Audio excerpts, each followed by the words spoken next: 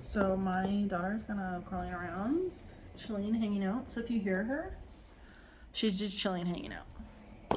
I'll tell you what, I already filmed this and my phone stopped recording in the middle. I'm gonna be saying things for the second time, which actually kind of works out because I'm sure I was too rambly the first time. And I also noticed I'm matching this chair perfectly.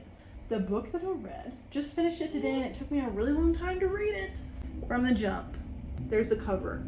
I don't remember how I found this book. I don't remember who, nothing. Somebody recommended it to me. Maybe I saw it at Barnes & Noble, whatever.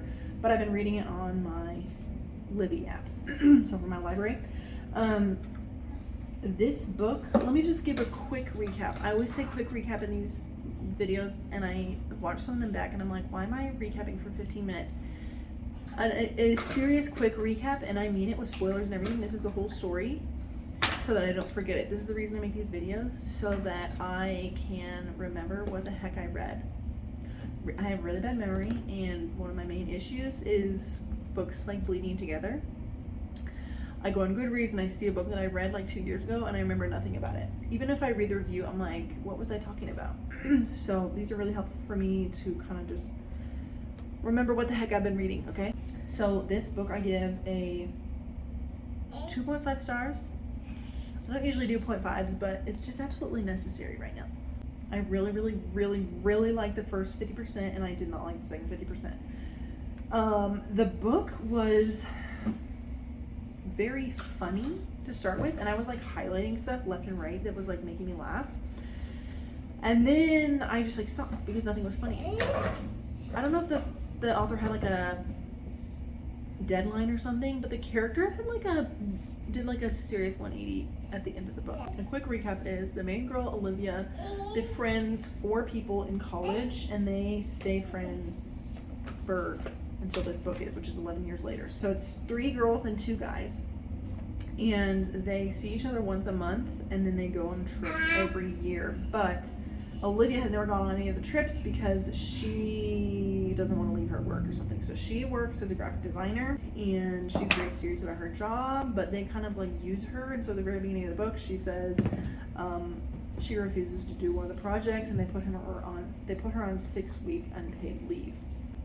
So perfect timing for one of the trips. So she buys a ticket to go on one of the trips and she's just going to arrive a few days after her friends. And while she's there, she befriends one of the guys, like they get closer. As it kind of seems, 2 of them have dated before. Mac and Phoebe dated for 6 years in the past, but they're since broken up. And they kind of make it seem like nobody really has independent friendships except Phoebe and Olivia seem like pretty close. And the other people are not. She's not close with either of the boys at all. Well, on this trip, she kind of gets close to this guy, Lucas Deese. I think his name's pronounced Deese. It could be Dice. I was saying Deese in my head the whole time, so I'm going to say Deese. And one night he tells her that he confides in her that he was a child star and he had to go into hiding because he wasn't huge and his salary was like leaked. So he pretty much had to go in hiding for the rest of his childhood. And he's never told anybody. So then they go back home and she has been robbed. Her money, her apartment, everything. She's totally robbed. So she ends up like staying with Deese and doing freelance work. She's like, I'm not gonna go back to my job. So she does freelance work and then they end up, sleeping together. Okay, they end up sleeping together. This part didn't get filmed, but it's very important. Olivia and Deese sleep together, right? And that night, it so happened that Simone was staying at their house because they had drunk and she didn't want to drive home. So she was sleeping on the couch. When they walk out of the room, Simone sees them. Simone, maybe I haven't mentioned yet, is one of the other friends. She's the other girl. It's Olivia, Phoebe, Simone, Deese, and Mac. And Simone sees them and she's like, oh my God, you guys have been sleeping together. And they're both like, no, this was it. This was the first time. And Deese leaves and Simone and Olivia have a conversation. I simply don't, okay, so this didn't get filmed either. I mean, it did get filmed. I think I accidentally cut it out. This is really important and I do touch on it later, but I need to tell it when I'm telling the synopsis of the book. When Simone and Olivia are having this conversation, Simone says some truly horrible, terrible things. She was saying that Deese always sleeps around. He has never had a relationship. Do you really think that this is a relationship? Haha, you're so naive. You never think about other people because you didn't think about how all your friends are gonna have to pick up the pieces when he breaks your heart. I can't believe that you would get your heart involved with him.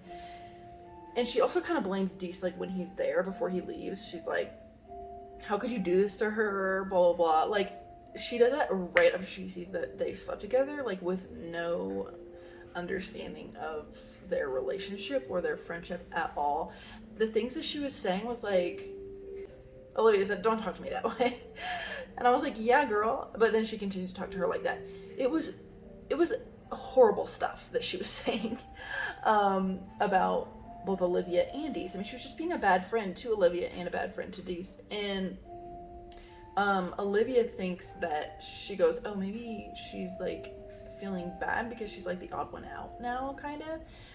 Or maybe she has feelings for Deese, which they never really they never really confirmed that or not, if she had feelings for Deese or not.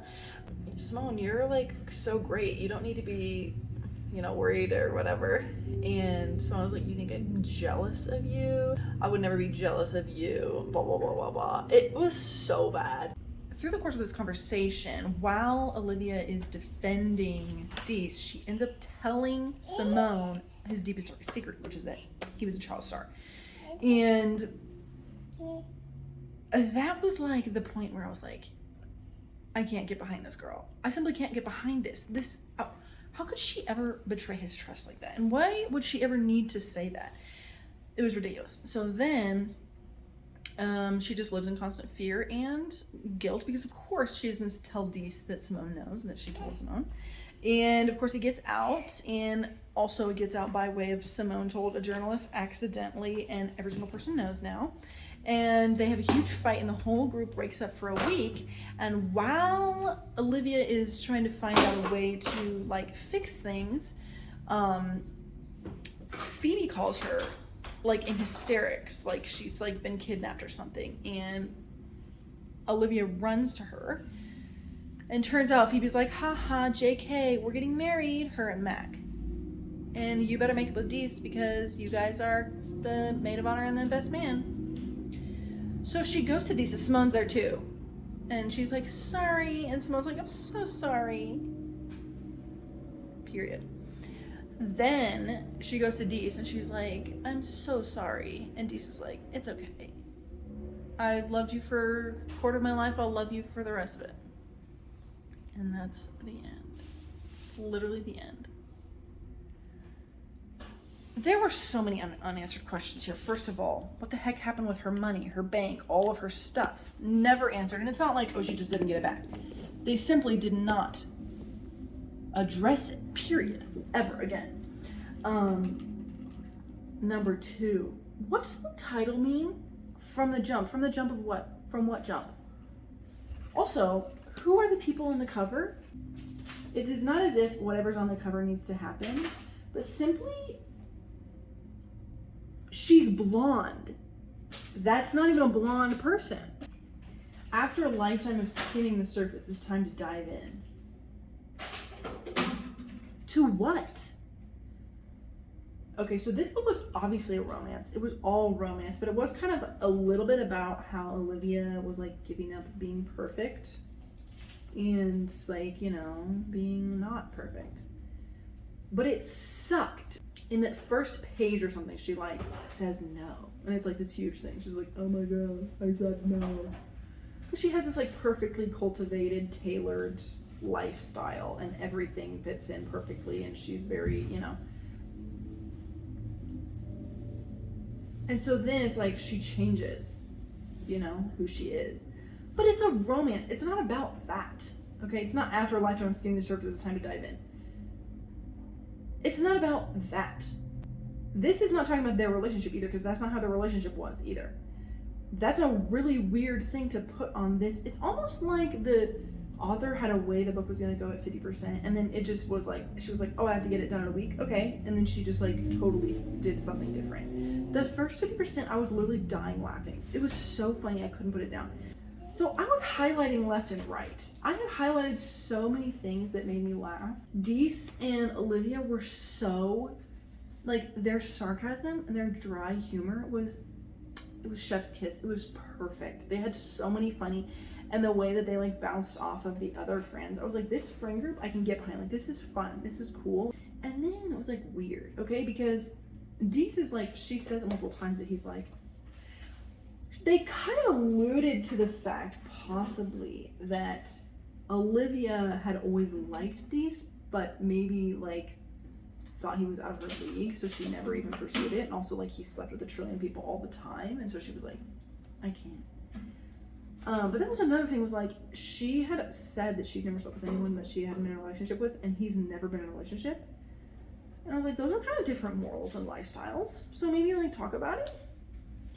It was very weird that he liked her. It didn't very much make sense. It was also like, he said, I've loved you for 11 years, but they never really went into that.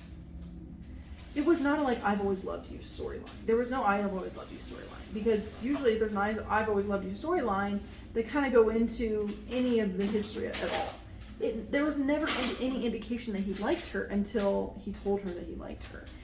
There was also a subplot about her mom and her like growing up, and the fact that they lived in her car right before college for like a month.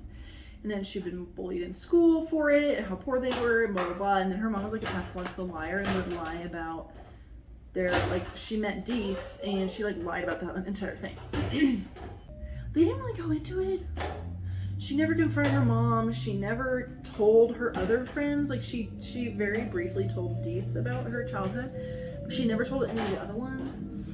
And, I mean, she was just a really horrible friend all around to Phoebe, especially, who was her best friend this entire time. It just seems like if you're friends with somebody for a really long time, like that, 11 years, and I mean, they're adults. They hang out a lot for adult friends. Once a month, it's like a lot. And she had a pretty good independent relationship with Phoebe, too. It just didn't really make sense that she hadn't told her this thing that was really big and important, and, like, formed a lot of her current lifestyle choices. So the reason that she was, you know, as I said, like, the reason she was so primed and preened all the time and so perfect and always had makeup on and always looked, you know, even to her friends, like, she had this like facade all the time. This all stemmed from her childhood issues, and it was never realized. It was never fully. So that's why from the jump, you know, It's Time to Dive In was like not a very good title, because it wasn't like that. I was excited to read about friends, a group of adult friends. It's rare, and it's a difficult dynamic to get right, and it's I mean, even in real life, it's a difficult dynamic to get right, and that's why it's hard to find it. I mean, the fact that there were 5 friends who none of them had kids, none of them were in long-term relationships. If you're not telling your friends your deep, dark secrets, why would you care if it ruined your guys' friend group to date one of the other ones? Like, that was why they had never said anything, right? Apparently that's why Deese had never said anything, is because he was like afraid to ruin the friend group. But it's like, you guys, they had never like been alone together ever.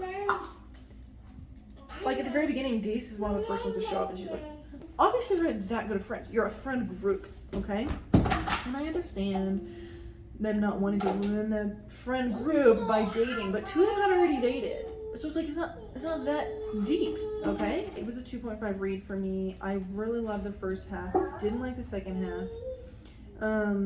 I guess I'd be interested to read something else that this author wrote, because the first half was really funny. Like, it was funny, and it was well written, and it was entertaining, and it was captivating. So that's all that I gotta say about that.